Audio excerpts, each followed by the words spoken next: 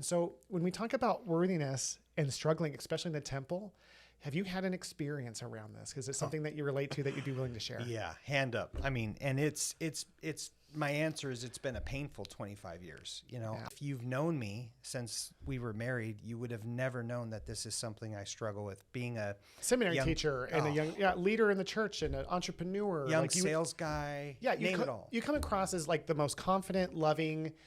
Like when you told me that on the phone, the story you're about to share, it really blew my mind. I was like, you, even you, are I like put me. on a great face. Well, I'll tell you, I'm literally, the Lord, I would follow thee is my favorite hymn. And I have some deep feelings about that line. That's, in the quiet heart is hidden sorrow that the eye can't see. I know where that phrase came from and why it was in there. But to me, I live that. About a year ago, my uncle, stake president in Draper, asked Jeff, if you can have anything in the world, what would you have? And we were talking about work and all this stuff. And I said, anything? And he goes, yeah.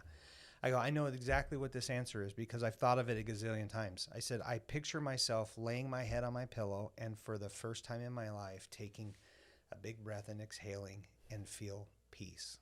You read in Mosiah 4:2, they had a peace of conscience. I've never experienced that up until this point. It's always been the adversary pecking and pecking and pecking and pecking at me, destroying my peace. You're not good enough, whatever. So how this started, to answer your question. Please. Day 2 of being married, I'm sitting on the bed. My wife's falling asleep. We're in San Diego. And I'm just kind of doodling with her hair, thinking of how lucky I am.